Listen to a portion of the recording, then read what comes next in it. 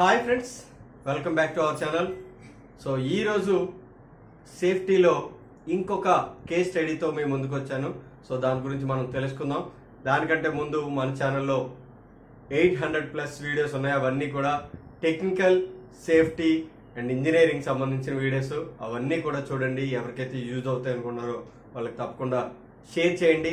And మన ఈ case studies ఏంటి అంటే ఇన్సిడెంట్స్ ఎలా అవుతాయి, ఏ రీజన్ వల్ల అవుతాయి, అండ్ మనం వాటిని ఎలా అవాయిడ్ చేయొచ్చు అనేది ఈ కేస్ స్టడీలో మనకు క్లియర్ కట్గా తెలుస్తుంది. సో అందుకోసమే ఈ సేఫ్టీలో కేస్ స్టడీస్ అనేవి చెప్పడం జరుగుతుంది. ఈరోజు మన కేస్ స్టడీ ఏంటి అంటే ట్రాప్డ్ ప్రెజర్. సో ఈ ట్రాప్డ్ ప్రెజర్ వల్ల మనకి ఇక్కడ 2 ఇన్సిడెంట్స్ అనేవి అయ్యాయి.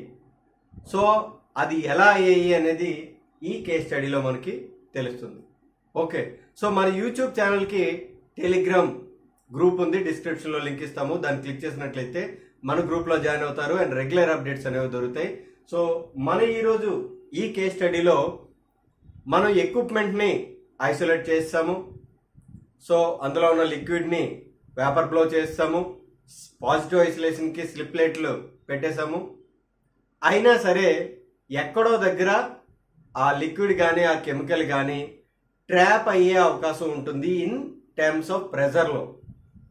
ఓకే, సో మనకి ఫస్ట్ ఇన్సిడెంట్ చూసుకుంటే, ఓకే, సో ఇక్కడ వెల్డెడ్ లైన్ ఉంది కంప్లీట్గా.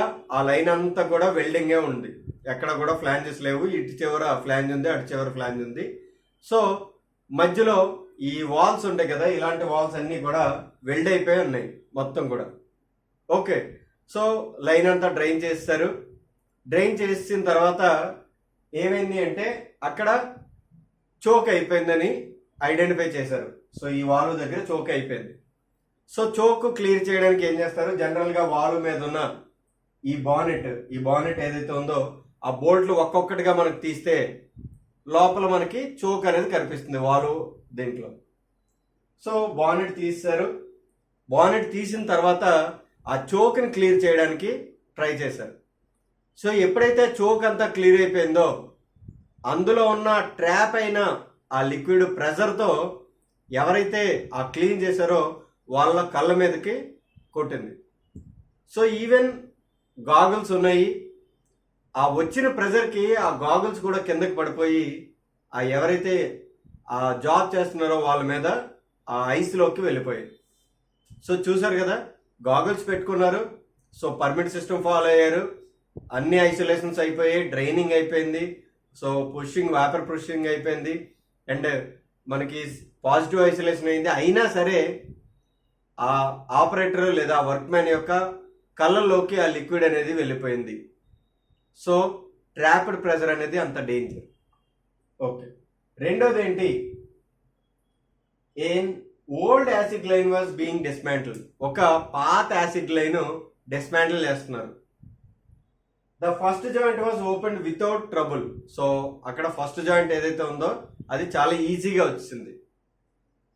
But when the second joint was opened, so రెండో జాయింట్ తీసినప్పుడు అందులో అప్పటి వరకు చోక్ అయిపోయి ఉండిపోయిన యాసిడ్ అంతా కూడా ఒక్కసారిగా బయటకు వచ్చింది. Pressure and splashed and the fitter and his assistant on their faces. So ఎప్పుడైతే ఓపెన్ చేశారో అది ప్రెజర్తో ఆ ఫిట్టర్ మీద అతని అసిస్టెంట్ ఫేస్ మీద పడిపోయింది. ఎందుకు అంటే అది బ్లాక్ అయిపోయింది. దాన్ని మనం బ్లాక్డ్ లిక్విడ్స్ అంటాం. సో ఆ బ్లాక్ అయిపోయింది విత్ ప్రెజర్లో. ఓపెన్ చేయగానే ఏమైంది, ఒక్కసారిగా వచ్చింది. వీళ్ళందరూ ఏమనుకున్నారు అంటే ఫస్ట్ పీసు ఈజీగా వచ్చింది, సో అందులో ఏమీ లేదు.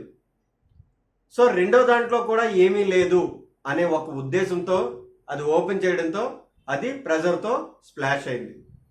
మనం ఎప్పుడూ కూడా ఏ లైన్ ఓపెన్ చేసినా సరే అందులో ఏదో ఒక యాసిడ్ ఉంటుంది, లిక్విడ్ ఉంటుంది, కెమికల్ ఉంటుంది అని మనం జాగ్రత్తగా దాన్ని ఓపెన్ చేయాలి.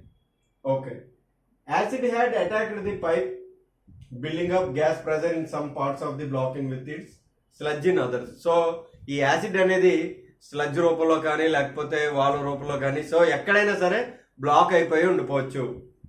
ఓకే, సో మనం ఏ లెసన్స్ నేర్చుకున్నాము ఇందులో అంటే, in the above cases the line wear correctly isolated.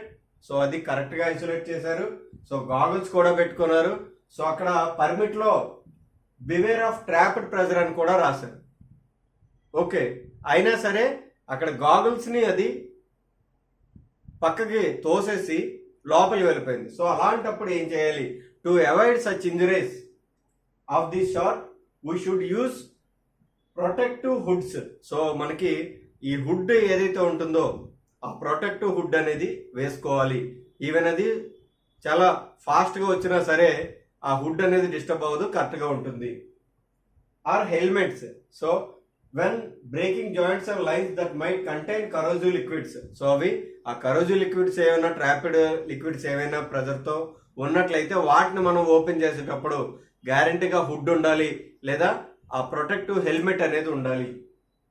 Okay, the pressure cannot be blown off through a valve or because lines may be contain solid deposits. So మనం ఈ trapped pressures ఏవైతే ఉన్నాయో వాటిని మనం ఎప్పుడు కూడా లేకుండా చేయలేము. కానీ అవి మనం తీసేటప్పుడు అంటే వాల్వ్లో కానీ లేకపోతే డీచోకింగ్ కానీ చేసేటప్పుడు మనకు మనం ప్రొటెక్టివ్గా ఉంటే ఇలాంటి ఇన్సిడెంట్స్ అనేవి జరగకుండా ఉంటాయి. ఓకే, ఇది ఈరోజు మనకి కేస్ స్టడీ. సో మీకు అర్థమైందని అనుకుంటున్నాను. వీడియో చూసిన ప్రతి ఒక్కరు కూడా కామెంట్ చేయండి ఎలా ఉంది ఏంటి అనేది.